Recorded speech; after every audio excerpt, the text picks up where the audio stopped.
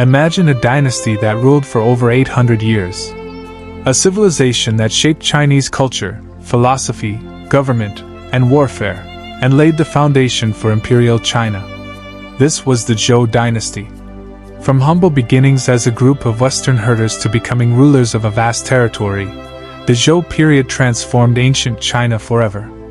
Tonight, we journey back to 1122 BC, to the fertile Wei River Valley, where one of the longest-lasting dynasties in world history began.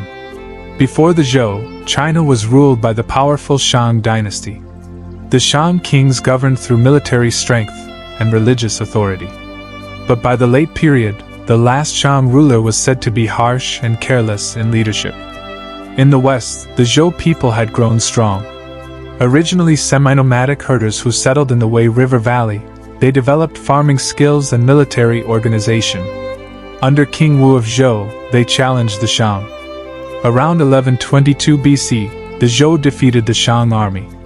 But instead of ruling through fear alone, the Zhou introduced a powerful new idea: the mandate of heaven. This belief claimed that heaven granted rulers the right to govern, but only if they ruled wisely and justly. If a king became corrupt or cruel, heaven would withdraw its support. This concept would influence Chinese political thought for over 2,000 years. The Zhou did not rule as a single centralized empire at first. Instead, they created a feudal system. The king granted land to loyal nobles and relatives. These lords governed their territories, collected taxes, and maintained armies, but owed loyalty to the Zhou king. Society was structured into clear social classes: the king, nobles and warriors, peasants and farmers, artisans and merchants, servants and enslaved people. Most people were farmers. They lived in small villages like the one shown in the image, mud brick houses with thatched roofs, surrounded by fields and livestock. Life was simple but demanding. Families farmed millet and wheat, raised animals, and produced tools by hand. The Zhou period saw the expansion of towns, trade routes, and agricultural technology. One major innovation during the Zhou period was the introduction of iron technology. Iron tools were stronger and more durable than bronze. Farmers now used iron plows, making agriculture more efficient. Weapons were also improved, giving armies greater strength in battle. This technological shift helped expand populations and strengthen regional states. Trade grew. Roads improved. Towns expanded. The Zhou era marked a significant turning point in economic development. Historians divide the Zhou period into two main phases. Western Zhou, 1122 to 771 BC. This was a time of relative stability. The royal court maintained authority over its nobles. But over time, local lords grew more powerful. Eventually, in 771 BC, invaders attacked the Zhou capital. The royal family fled east. This began the period known as the Eastern Zhou. Eastern Zhou, 771 to 221 BC. During this era, the king still held the title, but real power shifted to regional lords. China entered a time of political fragmentation. Two major subperiods followed: the Spring and Autumn period, the Warring States period. Regional states competed for dominance. Although this era saw conflict, it also sparked one of the greatest intellectual awakenings in history. This period is often called the 100 Schools of Thought. Great thinkers emerged whose ideas still shape East Asia today. One of the most influential was Confucius.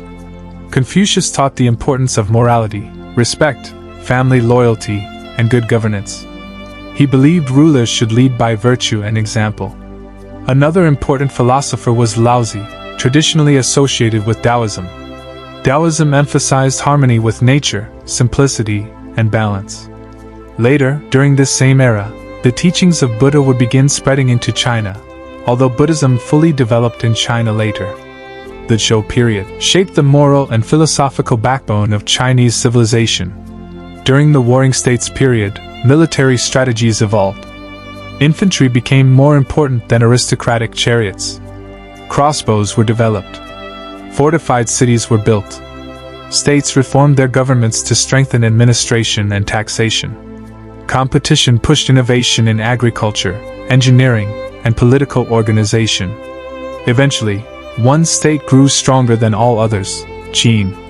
In 221 BC, the Zhou era ended when the Qin state unified China under a single emperor. This marked the beginning of Imperial China.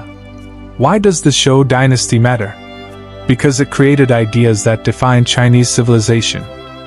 The mandate of heaven, feudal governance, early imperial concepts, iron technology expansion, Confucian moral philosophy, Daoist spiritual thought. It ruled longer than almost any other dynasty in Chinese history. It transformed China from a Bronze Age kingdom into a complex cultural civilization.